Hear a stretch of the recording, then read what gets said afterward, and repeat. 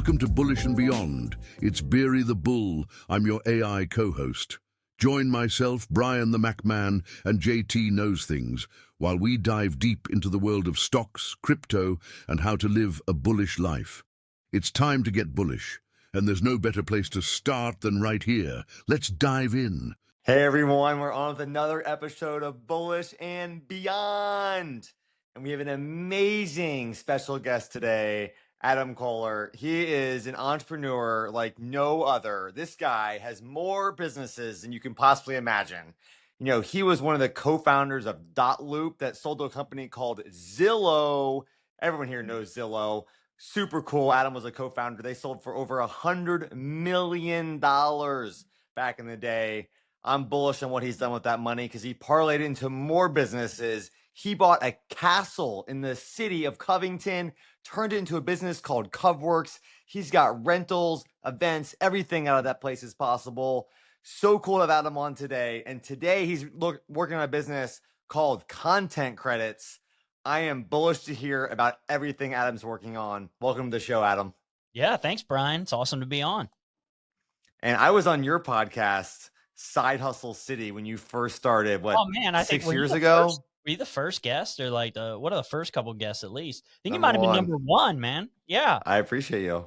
So yeah, we did that 5 years, did the Side Hustle podcast, and just trying to help people, you know, figure out different ways to make money because everybody wants to get out of their 9-to-5 job. Well, at least a lot of people do. I've discovered over the years that not everybody actually wants to. Have you ever had a 9-to-5?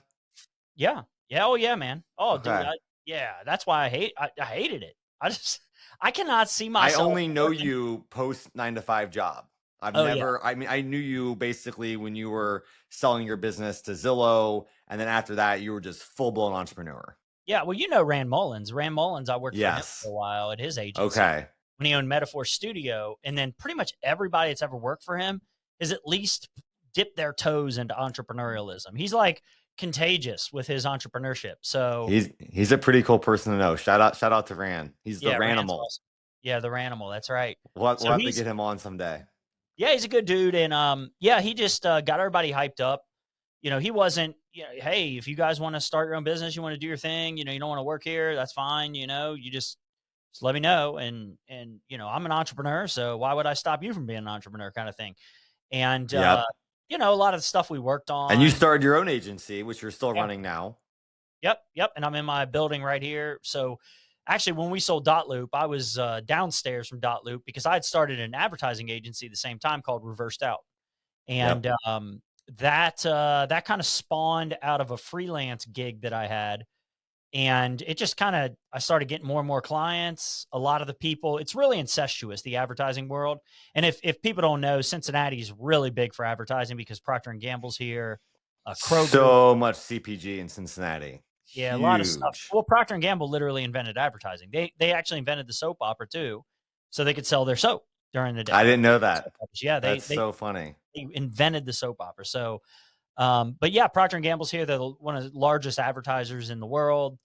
So you have a lot of agencies here and smaller agencies like boutiques I've worked for big ones, you know, 300 plus person agencies. But yeah, I've worked on a lot of different stuff, man. Just a variety of things. And shout out to Cincinnati. I'm wearing my Bengals jersey for you because you are Mr. Cincinnati. You tried to run for mayor. You wear UC gear everywhere in the world. It's incredible. That's right. So yeah, I tried to get my signatures for mayor, but it was during COVID. Nobody ended up being outside. It was hard to get signatures. And that is tough. Blizzard. And then I only did it the last 2 weeks. Somebody was like, "Oh, you got to run. You got to run." I'm like, "Nah, I ain't gonna run for nothing." And, I support you. Yeah, but then, there you go. But then, we ended up not getting enough signatures. Then I ran. Well, we did, but then they voted it down, so they didn't want to count them. And then later on, we did. It's tough to get smart people into office. Oh, dude, it's hard to get smart people to want to run for office. That's the thing. And did state rep, and then just recently county commission. So, but I met a lot of people, man. I've got a lot of really good connections. You're constantly networking. Helping Corey Bowman right now with his campaign, and that's JD Vance's brother. So he's currently running for mayor of Cincinnati. Okay, I didn't know that. Really good dude. Owns a coffee shop in the West End where nobody else wants to start a business. If anybody knows about the West End of Cincinnati, it was the most dangerous neighborhood in America for a decade. Still pretty sketch, and he owns he's a pastor of a church down there, and he runs a coffee shop. So he's Okay. invested in the community. His family's here. He's Nice. got roots in Cincinnati, so it'd be a good thing if we could get him Well, to you're do it. always investing in the community. I know you have a bunch of lots in real estate all over, even some of the CD parts, right? Oh yeah, oh yeah, yeah. In the path of development, I told you, yeah, land banking in the path of development. But yeah, man, And, I mean, and if people don't know, you grew up in an area that was poor, and you built everything yourself. And I'm super proud to call you a friend and know how you've built up your journey along the way. Such a cool story, when you never do anything on your own, I mean, having for good, sure. getting with good people, I think is good. But you got to network. You got to get out there. You got to meet folks. I mean, I was You working at hustle. yeah, you got to hustle. You got to be a personality, right? You got to be somebody people Yeah. want to hang out with and be around and do stuff with. And, you got to be open to new things because, I mean, I would have never been part of DotLoop had my buddy Matt that I worked with not known Austin, who started the whole thing. And it was his idea. And he Yep. gets Matt involved because Matt used to work with his mom. And then Matt's like, hey, we need a designer and a marketer. We should talk to this Adam guy because he's already buying real estate and he understands it. So they bring me in. And then us Wow. three kind of sat Perfect. there and yeah. So you gotta, we It sat came around, together organically like that. came together organically. Yeah. And later on we brought in Blake Shipley, Tony Shipley from Queen City I Angels, know his son. Blake. Yep. Yep. And his dad sold a business and Yep. runs literally the top angel investment firm in the country. And his son came in as our CFO a little later on, and he got a little equity. And then, we just kind of kept it rolling. And, I had my agency at the same time. So those two guys went full time. And then, they would just send people downstairs to bug me every once in a while for design work. That and worked they out then. pretty much ran the show. Yeah. Part-time worker, full-time founder. Yeah. So, and I was making too much at the time to like stop everything and just, go full time with a startup. So, I was like their creative person for a Yeah. long time. And Well, yeah, I think for you and I, it's probably hard to commit. Like we have so many ideas. I know every time I reach out to you, you tell me about a new idea, whether it's, other day I was talking to you was pop-up vending machines, in Northern Kentucky, oh at yeah, a I stale still got mall. Like, whatever the idea is, it's like you're constantly full of them, and I can't stop thinking about the next thing either. well, my whole thing is I want passive stuff. I don't, there's certain businesses like the vending business that is barely ever fail. 24/7, baby. Yeah, 90 something percent success rate, right? Because you don't have to be there, right? You don't have employees. I think a lot of businesses fail because of employee issues, and people don't know what they're getting into. Like they think they can do all this stuff, but you end up Managing people is hard. managing people. You end up in QuickBooks way Yeah. more than you think you're ever gonna. Like you have to learn accounting a little bit. Like it's hard running a Yeah. business unless You you got to got be good with people. numbers. Yeah, you just think it's going to be all easy. Oh, I'm just going to go do this job and, everything's fine. And oh no, dude, you got to either get people to help you if you've got some kind of like a landscaping business, for example. Like a lot of people start landscaping businesses. It's kind of a side hustle, but you could do it yourself for a while, but then you start getting bogged down. Like you get enough customers. Eventually you're You going to have can to you hire can only somebody. grow so much if you're a one-person shop. I mean, you cap out at certain many hours per week. And people come and go, especially in those types Yep. of businesses. A You lot of got these like turnover. blue collar guys. Yeah, they're bouncing from one thing to another. You get guys that are Yep. drinking too much, or they don't show up on time, or they go to jail for something. It's just like that's who my dad was one of them dudes, right? Like, and it's just situations happen, and you got to deal with that. It's not just your life situations and what you've got going on, but the people you choose to be in your business and the people you choose to be around are going to affect how well your business does. So you got to be smart. Well, And how do you hire reliable people, Adam? What's your secret? Because I know that's maybe the listeners would love to know, how do they make great hires out there? Because Well, it's at not this easy to do. point, yeah, at this point, I know who is good and who is bad. I mean, I've had to go through the bumps and bruises, and everybody's going to have to do that. There's no people will present themselves as hard workers. I mean, anybody's going to do anything for money, right? Like they'll lie to you. Some people are really Yeah. manipulative. And then they become the biggest cancer that you could possibly think of in your company, right? And it's you got to be really, really careful with who you look at their Well, life. do you ever give people like a trial? Like I love to give people like a small work project. So like for reverse out, you That's could give good. them like an actual project to work on and say, hey, present this to me when you're done. Well, we don't even have full-time employees. I never have with Okay. Reversed Out. It's always been the Hollywood model. So it's a Just project comes in. contract it.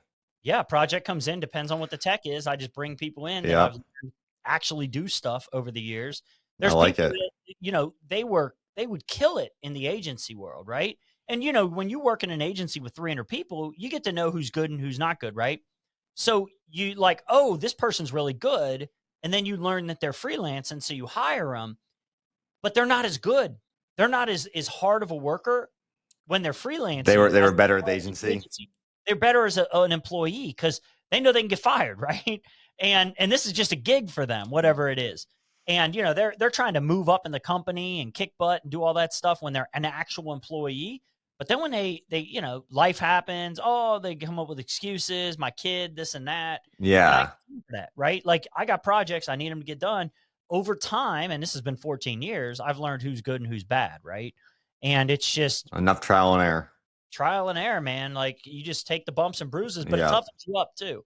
It doesn't. Well, You're not as soft. You don't feel so bad. Like you're not all we've sad. gone Aggy. through a few tough times now, so we know.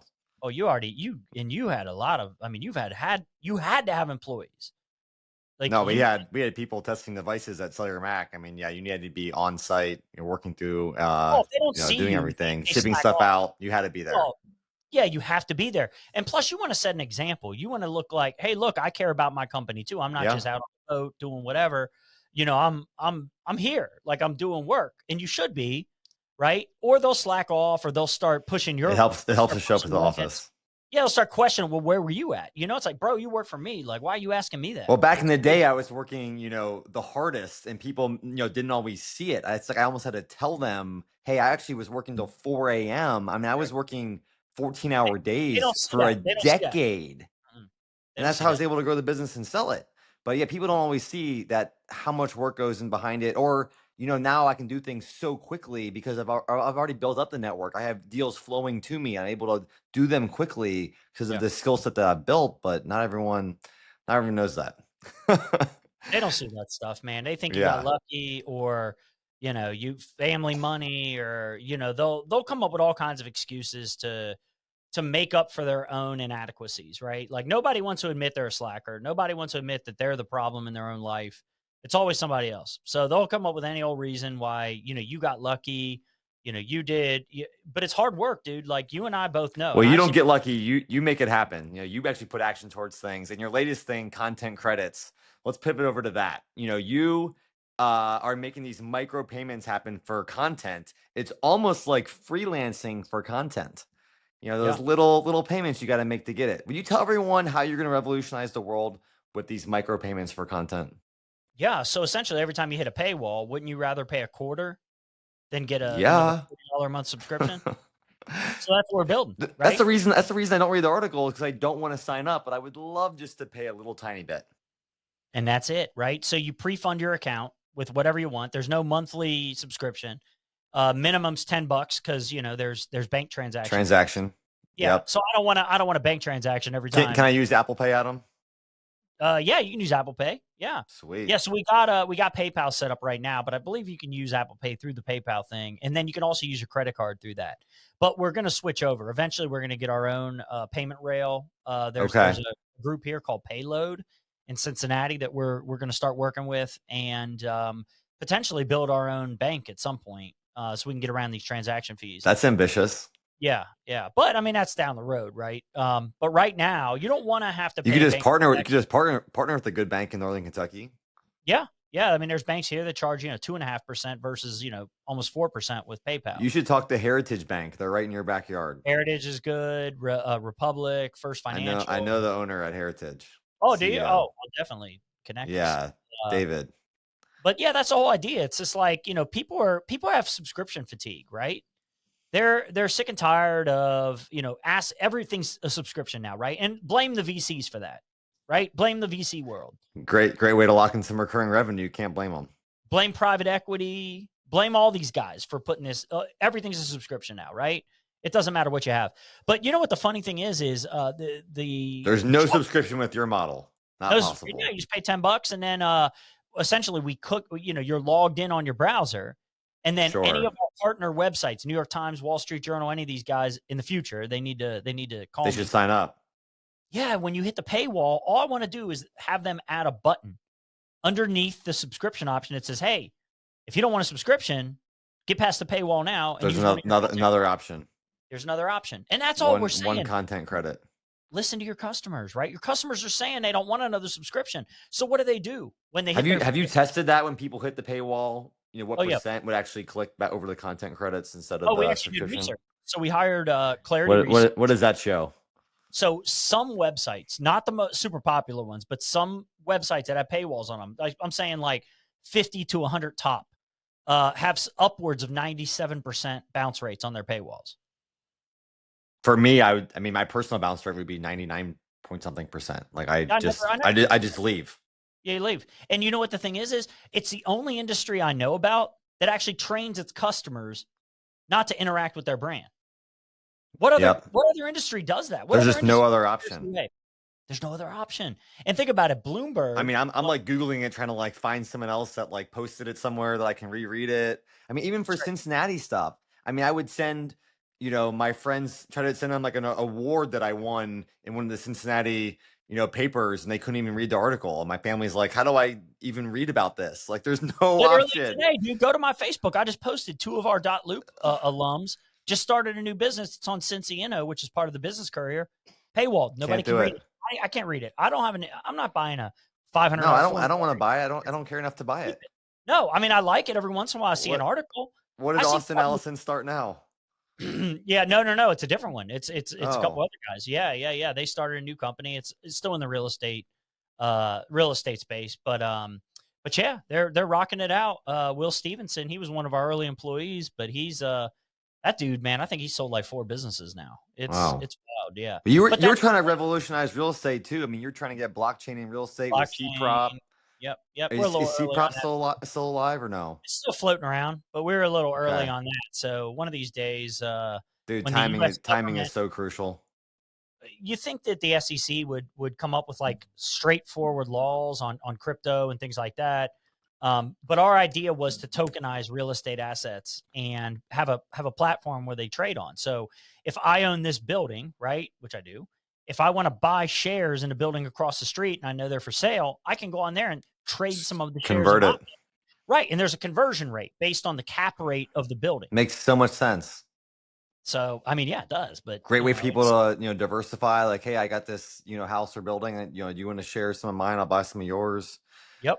Exactly. Also, I think for all the processes, I'm looking at buying a rental property right now. It's an Airbnb, and just how much nuance there is to the titling and all these things. If it could just be done through blockchain, it'd be so much easier. Oh, the whole title process. Yeah. Actually, Bernie Moreno, who's the state senator of Ohio now, he had a conference called Blockland that I went up to in Cleveland probably 7 or 8 years ago, 2017, 2018, maybe. Okay. He had that conference, but he actually was invested in a company that was doing that. And they got a little bit of traction, but the problem is you've got over. I mean, if you can get a loan and a title with a, click through a blockchain, I mean, that would be revolutionary. Dude, the title should be automated. Like you shouldn't even have to do a title search. Everything should be on the blockchain, right? Like I'm like, how is that a thing? I don't understand like how you can get screwed of a title. I'm like, isn't title it companies known? Aren't having it, dude. Title companies don't want to go out of business, man. They got lobbies and so it was tough. And the loan's even worse, I think. The amount of disclosures you have to sign. And I mean, I literally think I just signed 40 different things from the realtor side, and it's just normal. They're not doing anything wrong against me. It's just the time it takes, and yeah, it's wild. And that whole process hasn't really been automated. It's pretty wild. But I mean, there's over 7,000 municipalities in the country. So the government just doesn't want to change. Is that where we're at? I mean, some of them got title stuff in filing cabinets. Yeah, down at the courthouse. I mean, some of them don't even have them on computers, which is crazy. Stone tablets? Is that what you said? Stone tablets? Stone tablets, yeah, exactly. You got to we got to walk up a hill to find the tablet. Can you imagine back in the day, they had to literally take a stone tablet out and then take out another 100 tablets to see if it was the one below there, and they couldn't read them until they took out the next one. I mean, I can't imagine having 10,000 square feet of stone tablets to sort through. Yeah. Well, I mean, there's a lot of stuff out there that can be disrupted, and I think the publishing space is definitely one of those. They're losing money, man. The State Department just canceled every subscription. Trump administration, Doge canceled literally everyone. Bloomberg lost $40 million this year because of all those lawsuits. I believe it. Bloomberg has a hard paywall too, which there's companies out there that showcase how help you cut subscriptions. I can't think of that top one that like Experian, Rocket Money. Rocket, I think Rocket Money, and they pull your subscriptions and say, hey, you can cut these. Yep. I mean, yeah, yep. So it's like it's a no-brainer now trying to cut subscriptions. Yeah, there's industries out there working against these industries, right? To help them not make more money. Because people want to cut. You're on their side. You should partner with them. If you were under a preferred partner of, the Rocket one, for example, they're helping you cut, but then, hey, add back the content credits. Yeah. Hey, look, you don't want to cancel your subscription? Yeah, you want to cancel your subscription, but you don't want to miss out. Exactly. That's my point. That's actually a good idea. So, right now we're trying to work with schools. So we're trying to work with universities. Okay. They got tons of students. So our thing is if we can go to the universities and we can get 50,000 students at UC, 60,000 students at Ohio State. I can say you're pitching UC first, right? Yeah. Oh, yeah. Well, I already talked to them. They already said, yeah, if you guys can get the publishers signed up, we'll look at it. So, I mean, if I can, then I can go back to the New York Times, who we already met with, and we can say, hey, New York Times, are you interested in 1 million new subscribers? We got all these universities said they would do it if you signed up. So what's up? You should talk. Do you know my wife works for the #1 publishing company in the world, Meredith? Dude, we need to talk to her. Yeah. Let's go. I got the in. We can, she's in another room on a meeting right now. Yeah, and I'm talking to Elsevier. We're trying to get in with Elsevier. A buddy of mine's a big. He's got at least my wife Kat could, make sure you talk to the right person. Yeah. Oh, that's what we need. Yeah, and then we can go pitch them and everything else. But that's it. Like trade journals, anything. And there's a guy. If you need to go to New York to pitch, and you want to fly me in my blue suit, I'm there. You go. Oh, we need the blue suit. Yeah. They're in New York and Des Moines. Okay. Actually, Des Moines might even be closer. I've never been to Des Moines before. I don't know what's going on there. Every time I go to New York, I get frustrated. I'm like, oh, traffic and the sounds and everything else. I can't do it. But yeah, man, I mean, that's what we're up to. And, trying to democratize content, right? And I mean, think about it. You put a paywall, the papers get paid off the ads that are hiding behind those paywalls. So they're actually hurting themselves by not giving people. They're losing money other ways that they don't even know about. And what happens to your SEO when somebody visits your site for a split second and they're only there for a page? What signal does that Google send? Says, no, thank you. Crap content. Nobody wants. If I leave in 3 seconds, you're like, fake Plus, out. it's just bad for your brand. Like you get all this social, right? You've done all this work to get all this social chatter going, and you've got ads running. You've got people sharing Bloomberg articles on Instagram and all this other stuff, and then people get it. They click on it. They end up going there. So you got them there, but now you're like, you're too poor. Sorry. We're not going to accept your little bit of payments. Kick them out. Well, and think about how think about the persona of like a New York Times and the Washington Post. They're on I'd say the liberal side of things, right? They're on the left, and they want to help everybody, disadvantaged people, all this and that. Well, why do you gatekeep your content for the wealthy? You need people to learn and grow. You should be giving them free content. I mean, now people just go to YouTube and just watch content for free. They're like, all right, well, screw the paywalls of the Wall Street Journal. I'll just go search YouTube and learn too, Imagine if Google Ventures. There's too much free content out there to have to sign up for a subscription, basically. Yeah. I mean, Google Ventures should reach out to us and stick our content credits on YouTube, because then you could just donate. You could be logged in to your account and you could just give money to whoever the creator is, right? So it's like, I'll give you two. So I saw Facebook Meta was doing that. I don't know if they're still doing it or not. You can add the stars to donate to content creators. Did that go away? It's not even taken off, really. Yeah. I don't think you really use it. I just randomly saw that, but I'm like, it needs to be universal. It doesn't seem like the platform that you would like, I want to donate 15 cents to this person. I like their video. I don't know. Yeah. Well, and it's so each quarter, each thing is a quarter. So each content credit is a quarter. Okay. But the content creator can decide how much they want that to be. Plus, we're going to be collecting data on what people are willing to pay for, not just what they're willing to read. So then we enrich that data with other third-party data like Google Trends data. Niche Fire here in Covington, they collect social chatter. Okay. You just get a bunch of third-party data. You tie that into our data, and you serve that back. You have that nice data pool, right, of information, and you use AI to create headlines for that particular writer. So we know you're a sports writer. You want to write about the Bengals. Well, what are people reading about the Bengals right now, right? What do they want to know? They want to know what's going on with the Trey Hendrickson deal. Well, here are 5 headlines you should write today. So we could essentially charge writers to subscribe or to pay in some way to be a part of this platform, and then they pay a few bucks and they get all the article headline ideas. And then they submit the articles through us to match and get paid. And then a smart contract is created. Yeah. Right.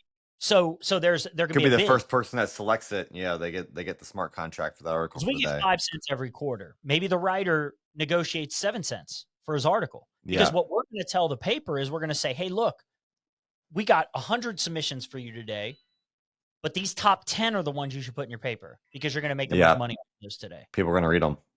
Yep. And we can even tell them, hey, we think you should pay the writer 7 cents. We think you should pay the writer 10 cents for this.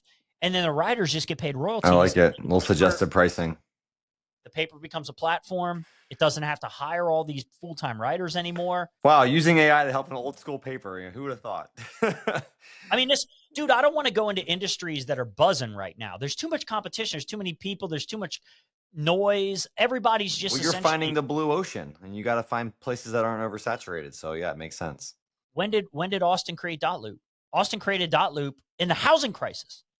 It was 2008.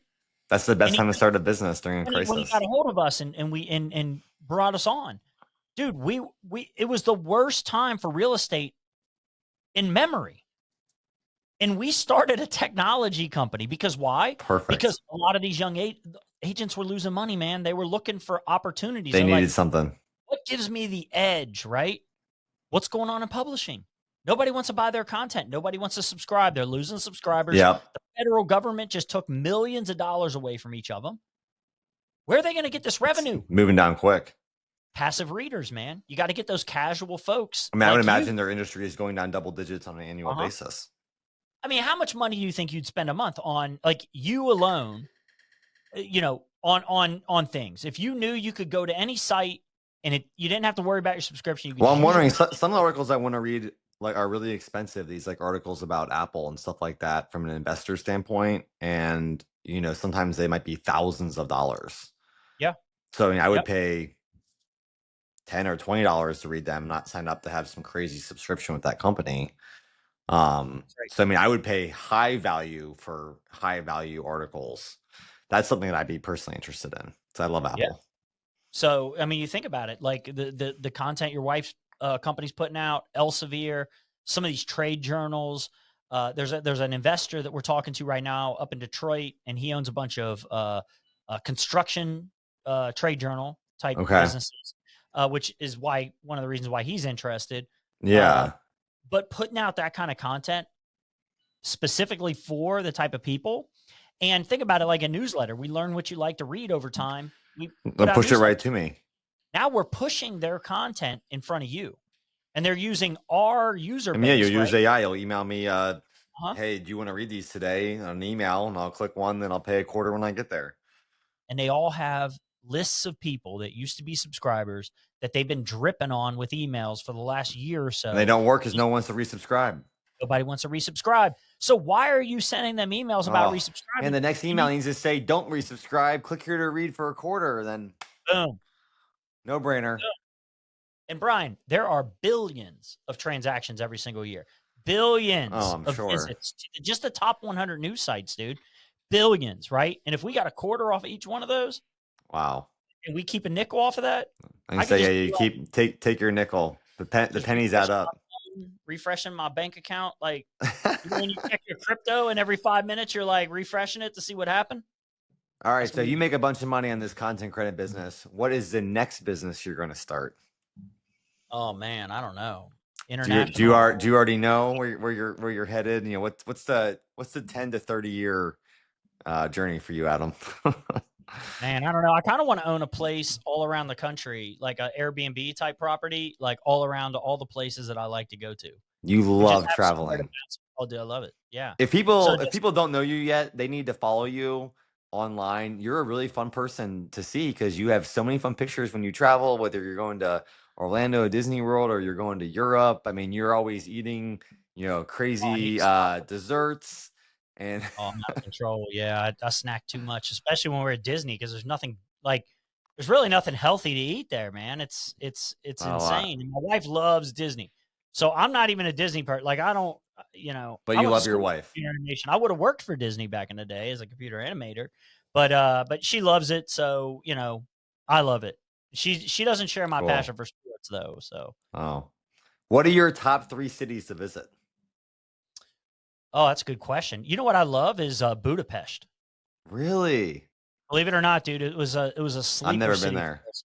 We did a whole thing in Eastern Europe, right? We bounced around, and I was like, "Whoa, like this place is actually really cool." So Interesting. Budapest is like a sleeper city, like things that everybody's gonna say, like, "Oh, I love London, I love Why should I go Paris, to, why should I go to Tokyo." Budapest? What am I going to like about Uh, it? well, first of all, it's super cheap, dude. Your money will Okay. stretch like crazy, and I like dance clubs. You've never been to And the Philippines. no, I need to go, like Cebu and stuff like that. I You need to live hit like that. a king in the Oh yeah. Philippines. Dude, Budapest is like the Philippines in Europe. Okay. It's so cheap. Good And to know. the cheapest place is Ukraine, but I wouldn't suggest going there right now. But I was cool with Let's Ukraine, give man. Ukraine a few more months Yeah, give maybe a couple before we years. visit. Yeah, everyone needs some help. But Ukraine was cool. I mean, I liked Ukraine. But Budapest, When were you in Ukraine? 2017. Okay. Yeah, downtown in Kiev. Nice. Or Kiev, whatever in the world they want to call it. But dude, it was crazy. It was like the stuff was. I was surprised. I was shocked by how cheap it is. But if you look at the Big Mac Interesting. index, have you ever heard of the Big Mac index? How much Big Mac costs every place? Yeah. Yep. So there's a Big Mac index, and it's I've 'cause never there's seen it. McDonald's everywhere. Yeah, there's McDonald's everywhere. So there's how much does a Big Mac cost in these cities, and that's how you just kind of gauge it. And Interesting. Argentina is a place I want to Sometimes go. American food though can be expensive in some of these foreign countries, from what I've seen, compared to like the They are. local, Starbucks is still hole in the expensive. wall stall style food is like nothing. Yeah. And that's why I want to go to Buenos Aires, dude. Like Buenos Aires, Argentina is crazy cheap because the inflation's been out of control. Oh yeah, Well, recently, I've they've heard had all that. the socialist kind of I have borderline a couple of communism. friends in South America, and they are loving it down there. Oh, dude, it's like insane. But the problem is to live there, I think you need to learn Spanish. Like you would have to know Spanish. Yeah. Dude, in Miami now. I'm halfway to it's South like, America. I was like, I'm just north of Miami. I mean, I'm in Fort Lauderdale. If you go down to Miami, I feel like you're in an every other English-speaking part. person is speaking Everything's Spanish. Spanish. Yeah, everybody speaks Spanish. You Dude. ask the Uber driver, and they're like, "No habla español," and you're like, "No habla Dude, they're inglés," and straight you're up. like, He's "Wait, like, what?" I was in Colombia last week, Yeah. now I'm here. I don't know how to speak English. Yeah, dude, it's You were in Colombia last week. Where you get Medellin? no. I'm just saying, there's a taxi driver was Oh. in Colombia last week, and now he's driving a taxi in Miami. Oh yeah. Yep, But exactly. dude, that's where they go because I mean, it's like you're on vacation when you're in Miami, And I love Miami. I love the energy of Miami. I don't like the cost of Miami. It just feels like, and I'm a cheap But you invest into it because you got Yeah. a rental down there. If anyone wants to stay in 'cause I Miami, know they can people stay are at out your of rental. control. Dude, people will just flaunt their money and throw it away. It's crazy to me. It's like, you and I'll stick everything in the market, or I'll stick it in investment properties, or I'll invest it somehow. I do not like spending money like Invest on it. wasteful I agree. nonsense. And plus, like, who am I? Like, oh, impress anybody at this point? Like, I like nice food though, but I do invest a lot of my money. dude, you and I both. I mean, yeah, dude, I get it. And you do not play with the food. You will spend $200 on dinner. for Easy. sure. Like, that's nothing. You go down to Miami, You had a good dinner. that doesn't last You had very a good long. dinner. Yeah. Remember we told you, because that was the pre-opening for that restaurant. That guy was That like was a so Michelin good. star. Yeah. What was that place called? I can't remember. Saboto or something like that. Yeah, Sabuto. that was delicious. Yeah. And it's right down the street. I'm not super into bread, but in particular, that guy's homemade bread was like his grandma's pita bread recipe with this like really fine cheese and olive oil they served it with. Yeah, I was like just randomly shocked. Yeah. That was a really, really fun place though. That place was cool until somebody had sex in the bathroom while we were sitting right across from the bathroom. That was you had your back turned to it. I don't know if you even noticed what was going on. We talked about it. There was some stuff happening in there, but it's Miami, right? This is Miami. This is what you expect. Go have fun in Miami. Yeah. So I mean, but I like Miami. I just, I'm a cheap bastard. I'm pretty so. bullish on Miami as a city. I mean, it's a lot of fun. It's growing fast. I feel like a really great area down here in South Florida. Oh, dude, it's excellent, right? I mean, and you're close enough to it, and a lot of that I'm development is just going to close start. enough. An hour away is perfect. Oh, I always start. Yeah, it's too Yeah. much to like. I think live in Miami full time.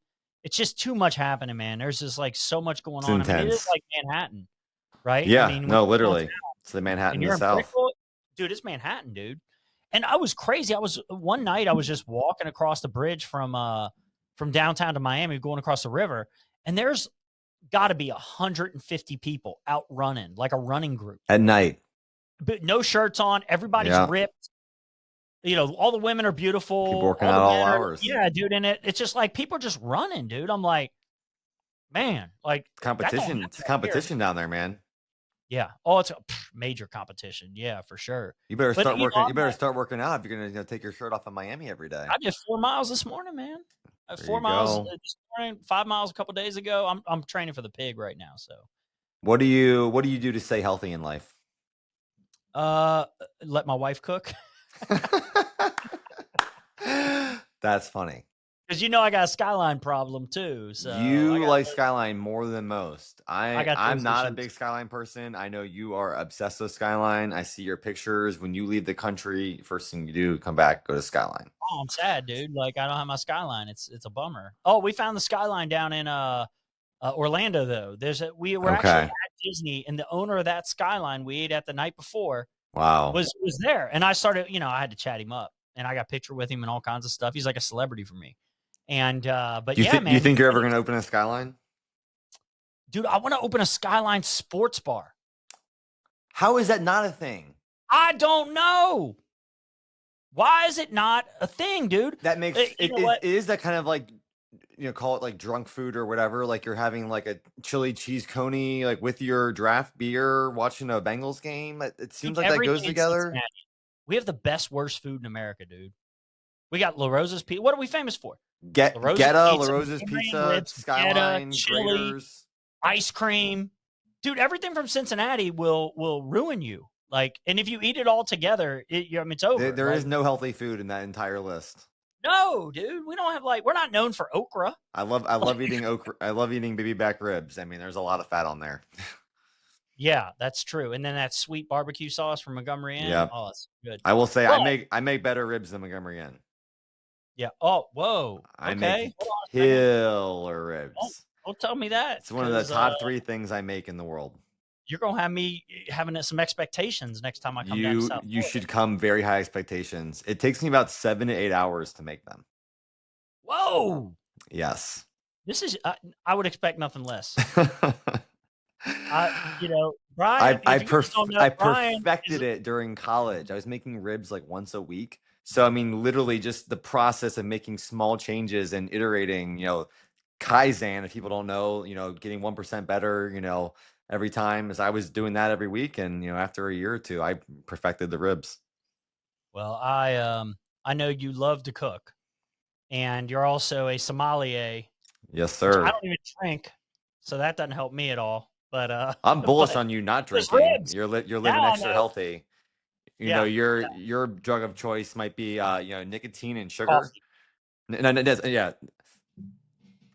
Yeah, some coffee and sugar. That's it. Yeah, I need to not do the sugar, man. I ate 2. We got a little candy dish out in the front of our office. Oh, if you put things out, I think that's the biggest thing I've learned in life is if I don't have something in front of me and I can't eat it, well, then of course I'm not going to. Dude, so we just went through that UC mentorship program, and a guy from Proctor, when he saw content credits, he was like, you know what? This reminds me of the candy industry. I'm like, how's that remind you of the candy industry? He was like, well, during the whole give him a bite. The health phase, right? People didn't want to eat big bars anymore. They felt like gluttons. So the candy industry started making the small bars, fun size. Right? The fun size. Well, they make 50% higher margins on the fun size because they didn't have to reformulate, right? Yep. They didn't have to change the sugar content, none of that. But what happened is they found out if you put a bowl in the office, people eat it more. If you put a dish on your kitchen counter or on the table at the in When the I see the little chocolates, like a little Dove or a Hershey Kiss, like it seems so small and harmless that I end up eating more. yes, and that's the thing, and that's why it's Yeah. good for. So think of this, content credits is So the mini they might read 10 sneak. articles and then spend 250, but they never would have signed up for $4 a month. But the You paywall is know. the candy dish. Yeah. Because when you get to the paywall, you have FOMO, I right? You're like, like it. I was This is expecting a great way to explain your business. it's in my deck. I As love soon as it. he told me that, I was like, download a picture of Hershey The Kisses. candy dish content theory. Oh, I love it. I like this. We could have But yeah, ChatGPT write us up a whole story. I could pop this in pick3.ai and spin up a video about this, before this thing even goes live. Oh yeah. Oh, I'm super bullish on speaking of bullish, yeah, I'm super bullish on AI and the way it saves me a ton of time on a lot of things. We started our own newspaper What's it called? as part of content credits. It's called thecincinnatiexchange.com. Okay. So, there's a lot of people who do not like the political leanings of our local paper. So they've been complaining. And when I was running for office, I realized it, right? To make They your were own. just like, give us a fair shake. They're anti this and that. They hate us. So I'm like, okay, we'll start our own newspaper and then I'll make it a demo site for content credits. Nice. So when we went to the Times, I built the site so that I could go to that meeting and have something to show them. And then I put the Times paywall on our website. So if you go to it now, you're going to get. Did you build the site with AI? All the content's AI. Yep. And then what I do is, how every AI time is so good. What's your favorite model that you use? I use them both. Well, I use Grok and ChatGPT together. So what I do is I write something in ChatGPT and I take it over to Grok and I say, hey, fix it. Like, what do you see wrong with this? Work on it. And it changes it. Then I take it back and I put it back in ChatGPT and I said, hey, here's some changes we made.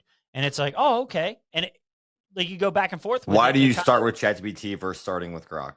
It's faster for me. Like I've got an ongoing chat. I've got a project inside of ChatGPT for content credits. Okay. So I've got an ongoing. I mean, ChatGPT knows so much about me. I've trained it on everything. I mean, I kind of like an expert on ChatGPT, so that's my go-to model as well because it just is going to give me the right output for Brian the Mac Man. And they got a lot of investment money coming in. I feel like they're going to keep. Dude, they just raised it a $300 billion value. It's insane, dude. Wow. It's insane. They can't spin up servers fast enough to create images. Well, I need to connect some good writers in the Philippines too, because I can, even though it's really quick to write, you still have to edit it. You still have to make changes. It's not an end all. Don't self-publish it. I mean, so I can only write so many articles a day, right?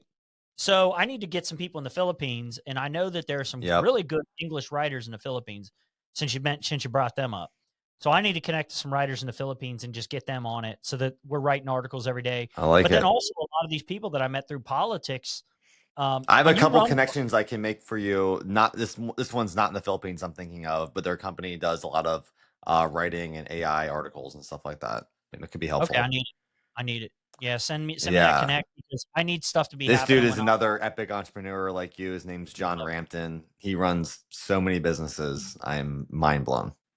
I love it. How do you juggle so many businesses? I mean, I got people I trust. That are helping me. My sister-in-law, my wife, she's working for me now, so she's keeping me updated. So my sister-in-law, what's Melissa do? She is now just in my email every day and keeps my calendar up to date and reminds me of what I need to do. And Jen was doing that for a while, and she was doing that and our billing, but now it's just getting to be too much. So Jen's just focused on the billing now. Melissa's just focused on essentially billing is important. Bringing that money. So Melissa, she'll get like when a project comes in, we'll stick it into Basecamp. Yep. And then sometimes we'll use a thing called Bug Herd, which is like a comment overlay. On websites. So when we put these websites into staging, so that people can kind of play around with them and stuff before we go. They can make notes on them as they go. They can make notes on anything. They bounce around the website, pop a note on there. Better than taking a screenshot and writing a note on top of it in preview. Yep, our team gets emails when that happens, so the client doesn't. Nice. So instantaneous. Yeah. but Melissa has to go in there and then assign whoever needs Okay. to do it. And then they get an email, but then we also go into Basecamp and create a project for it and say, hey, look, there's a bunch of Yeah. comments and bug herd. You guys need to go check it out. So she'll do All a right. lot So you of got that family stuff. working for you. You got the processes of using Basecamp to track your projects. But I'm still very impressed that you basically have, 5+ businesses you're running at all times, and you're always thinking about new entrepreneur real estate ventures and stuff. Oh yeah. Yeah. And I like passive income, man. I like things that aren't gonna take a whole bunch of my time. But I'm trying to get more into that because that has not been my past. I've been, the sell your Mac business. It was so transactional. I mean, I had a lot of relationships, but you had to buy and sell more Macs. There was no passive income. well, that's why you need to get a condo down in downtown Miami, because people, when they go to Miami, they blow all their money, right? They don't care how much they spend. Yeah. Like, I mean, for what was Well, it? I am getting an Airbnb right now, but I'm gonna get one in Fort Lauderdale to start. Yeah, Fort Lauderdale's not bad. And you get probably better quality people, I'd say there. That people aren't there necessarily to like party and go crazy. They're here to party. Maybe Yeah, not. Maybe not as hard. maybe not as hard as Maybe not Miami. as Like, hard. But I mean, we dude, just had Duran, spring break. This last month has been oh, that's wild. right, spring break was up there. Wild. Yeah, that was the Really the spot. number one place to spring break or something. Yep, because they can't do it in South Beach anymore because they made the rule. It's $100 a day to park. One of the problems is it's so hard even to parking's insane, and then they close the beach early at night, and there's the bars close at midnight, and you're like, what? I mean, people were acting up, man. It was a few. No, I mean, bad I apples get they're trying to bunch, curb the people and stuff, but I mean, just to even think out loud that Miami bars would be closed at midnight, you're like, really? I mean, that's what time bars in Cincinnati would close. I know, exactly. Isn't it weird? It's like we actually used to have a good party scene for a long time there. It was like Cincinnati is like, I'd go to other cities and be like, this is lame here. Like Cincinnati actually has cooler bars and parties and everything else. I love going out in OTR and Covington. Those are both great spots. Yeah, I just want to hit the dance clubs. That's Hey, why shout out to my buddy Brad Bonds, has a amazing vintage liquor shop in Covington, Revival Spirits. Oh, interesting. Yes, Okay. you're not a drinker, but you have friends that are. So. Oh, I got a lot of friends. And it's close by. Friends. He just opened his new shop recently. Oh, nice, man. Yeah, there's so much stuff coming in. Yeah. Covington is popping, dude. Like I'm glad Covington's exploding. 2016, man, I didn't know it was going to even get like this. That Spark House thing that they're putting in there for all the startup things, for the money people. Well, you got to get in early. Oh yeah. Well, I got way early. Yeah. And then, you've got that IRS site. It's like 24 acres or something. Interesting. Are you sure IRS getting more funding? Oh, no. They moved, they consolidated to Kansas City, and now they're letting everybody go. But yeah, that whole site, dude. I mean, how many? I hear they're cutting a lot of the IRS. Oh, they already. Oh, yeah. But the that site is like 28 acres or 24, 28 acres, something like that. But it's huge. And I mean, how many cities have flat land like that with a view of downtown? That's right cool. Across the river, available to developers, and they're going to put a bunch of mixed use, all kind of apartments, condos, retail shops, you name it. It's going to be a bunch of stuff down there. So I'm bullish on Covington. I'm always bullish on real estate. Stock market, sure. It's just not as fun. I'm bullish long term on the market. I mean, lately it's been an absolute roller coaster. I mean, yesterday was the number one day in the market in 17 years. It was the third highest day ever. Third highest ever and number one in 17 years. That is insane. Yep. Wow. It's crazy. So yeah, I mean, I always bullish on market stuff. Probably domestic. What are you most bullish on in the market? Do you have a particular, stock or company that you just love, you think is, going to be the best company if I'm going to buy it and hold it for 10 years? Right. NVIDIA still, I think is great, but the Chinese are probably creeping up on that. I love NVIDIA, their integration of hardware and software. We talk about them all the time on this podcast. I mean, this isn't going to sound sexy or anything, but domestic steel producers. X? Yeah, I mean, yeah. No, steel. Like steel. No, their company X. Company X. Yeah. It's a there's company. a handful of them, but a report came out the other day about the ones that pretty much everything they do is here in the United States. So, U.S. Steel, baby. Yeah, U.S. Steel. That's out of Pittsburgh, which kind of makes me not want to get it because Pittsburgh and we're number one enemies. I feel you on that. That's just because they beat us a lot. So I know. hate them for that. But they were a great team, and City very similar to Cincinnati. So it's fine. But yeah, no, maybe that. But I like myself. I invest in myself, Love and I it. think Great a lot of answer. entrepreneurs do that too. I know you do it, but yeah, I mean that's why I'm doing. I sold a bunch of crypto and I'm sold bullish on you too. stocks. Yeah, and I'm like, look, I'm going to invest in myself, and I've probably dumped, I don't know, 80 to 100 grand. I haven't even kept track of it into content credits at this point, and I can just keep More going. people need to invest in themselves. I mean, if you're actually Yeah. working that way, the ROI is way better than anything else. Not a lot of people see that long game that you do, though, because when you invest in yourself, you might not get a payout for a decade. Well, and you and I are lucky, right? Like, I mean, there's an issue with startups. I think you'd have a lot more successful startups if that bridge money was there, like that between like I've got an idea and seed, right? Yep. There's that area right there where you have to spend your own money on the But tech, before whatever it Angel, is you're you're building. saying. Yeah, and try to get a customer, try to get some kind of revenue. I mean, we got a customer now, Link NKY. But you got to kind of get to that point where you're like, hey, there's a business out here that's interested in us. Yeah. They're spending money, or maybe they're not spending money, but You got to prove something. got to prove something, right? Before I'm investors not going want to to come invest in an in. idea. People think they're going to have a So you got hockey to get stick. to that People point. say, look at my idea. It could be worth hundreds of millions of dollars. I'm like, but you have 0.0 revenue. Yeah, and they can't get it, dude. Without your money, they probably don't have enough money laying around to get it to that point. So you, as an investor, got to decide, like, hey, if I gave these guys 100 grand, are they going to be able to get it to the point where it really starts to take off and other investors are going to get interested? Or maybe you're that guy who invests early, gives them the 100 grand, and then Yeah. you've got other guys that are going to come in Bring in the behind you. team. Yeah. I think most people's problem, the money is definitely one of the bigger barriers. I think it's the hustle. I don't think people are ready It's to a put the team, extra dude. time in. Oh, it's a I team. love thinking about things and crushing, getting things done, but Oh, most yes. people don't want to sit down and like if you've worked 9 to 5, for example, and then you've fed your kids dinner and they're in bed. Most people don't want to go back and work for 4 hours to start their next business. But you can't just quit your real job. And you talk about this in your side hustle podcast. You got to get your business going before you quit something that's supporting your life and your family. But it takes real hustle and dedication, and a lot of people don't have that mindset to grind, to be that determined. Well, and they said like people in their 40s are actually the best founders because they have a network, right? You can't beat Yep. that. Like, in business, So you big probably on the didn't start network. out with a huge network. I didn't start out with a huge network. You have to build that Network up is over time. network is your net worth. That's right. Your network is your net worth for real. Yep. Like that's 100% true. And you got to network. You got to get to know people, and you got to do that whole thing. It's not like you're just gonna be successful without that. So it's harder for younger So people. But crucial.